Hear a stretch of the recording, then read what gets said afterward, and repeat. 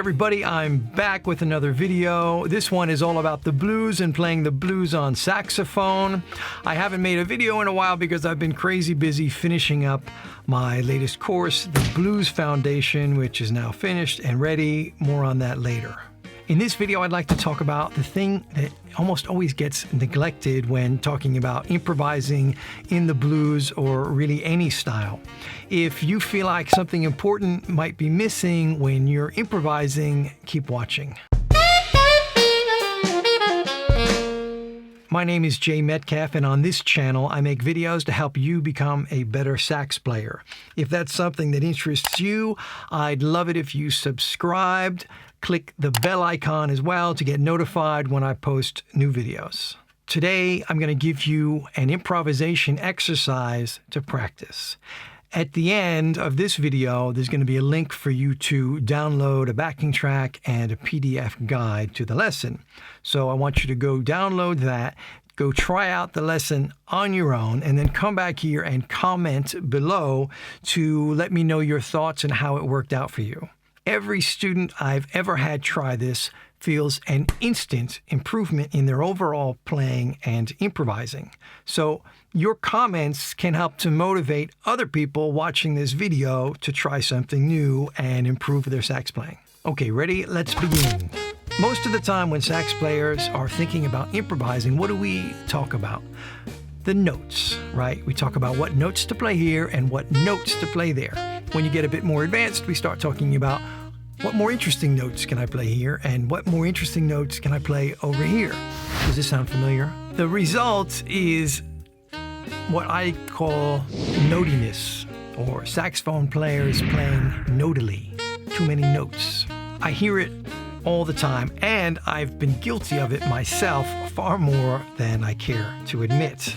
It seems like we're always searching for some super hip note to play in the right spot that's going to make everything sound better. Or we're trying to stuff as many notes as we possibly can into a small space and thinking that that's going to make us sound better.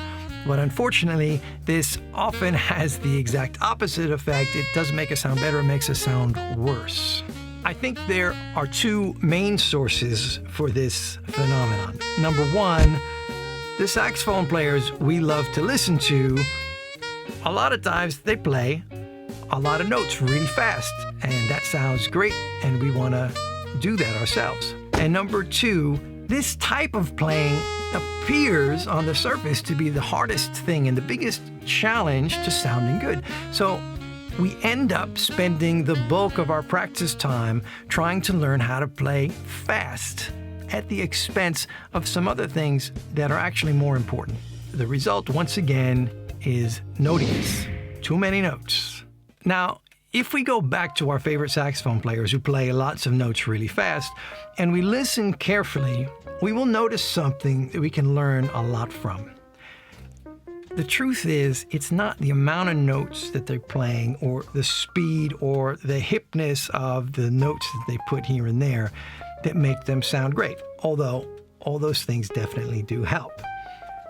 The thing that makes them sound great is the rhythm of what they're playing. Let's listen for a second.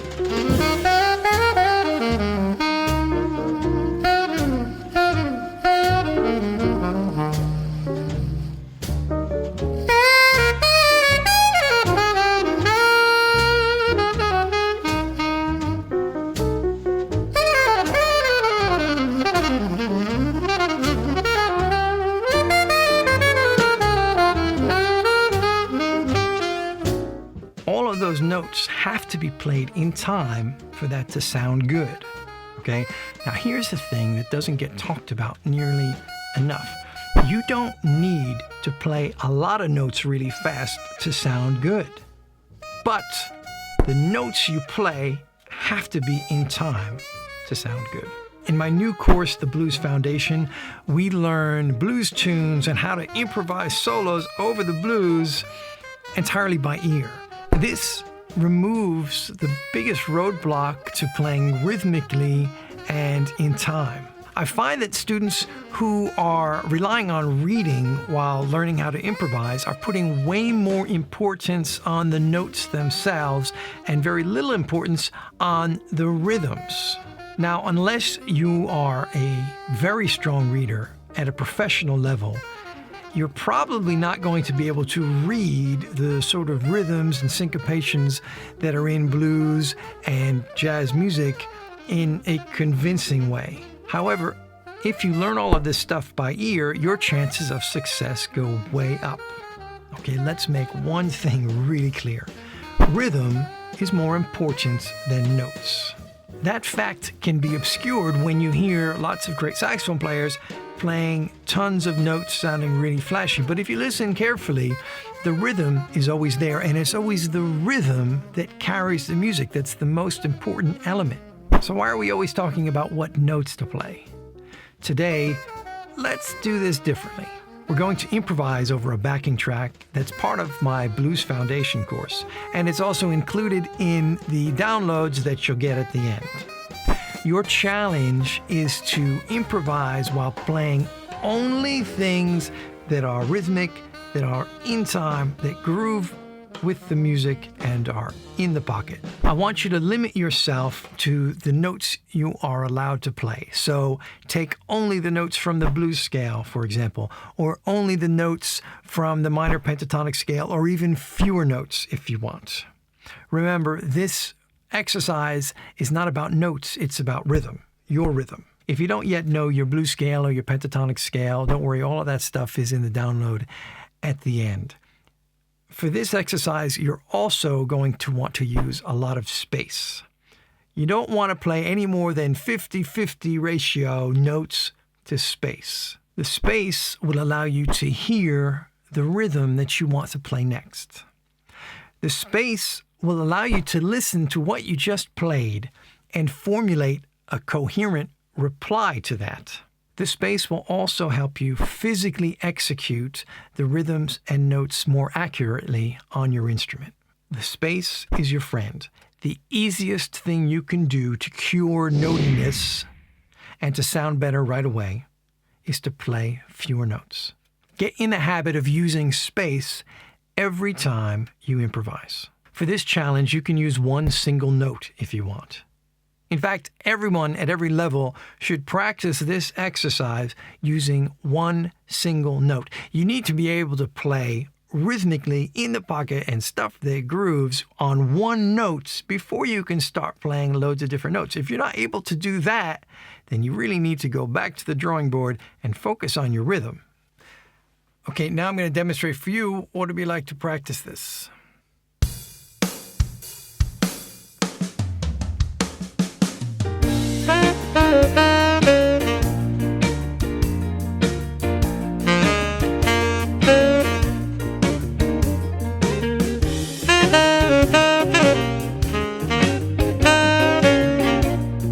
Then we just take a break. We don't have to play.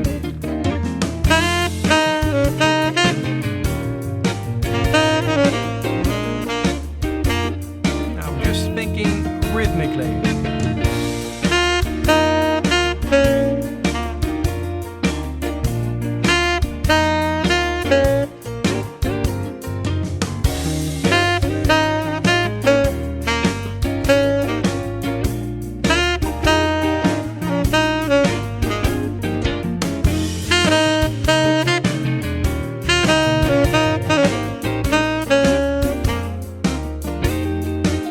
Just on one note.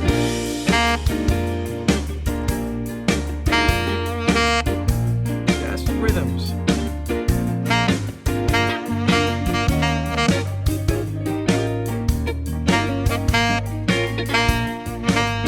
In my head, I'm thinking of the other notes, but I'm just playing the rhythms.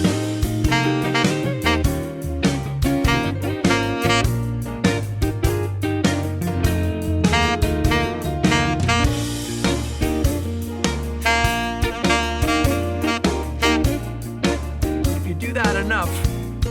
When you start adding other notes, your rhythm's gonna be there.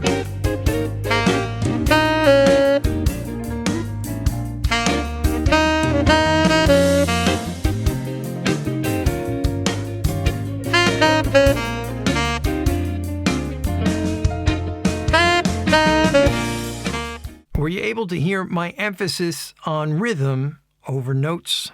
Practice this exercise on your own along with the backing track.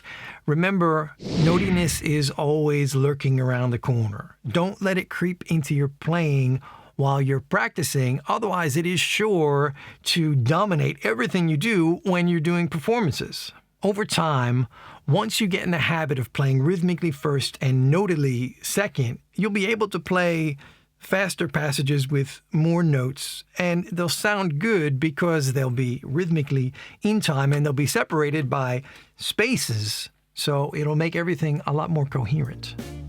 Go ahead and click the like button if you got some value out of this video, and click the link on the screen or in the description below to go get your free download MP3 backing track and lesson guide. Don't forget to comment below to let me know if this lesson helped you to sound better right away. And if you want more information about my new Blues Foundation course, you can find that. It's linked in the description below. Thanks for watching.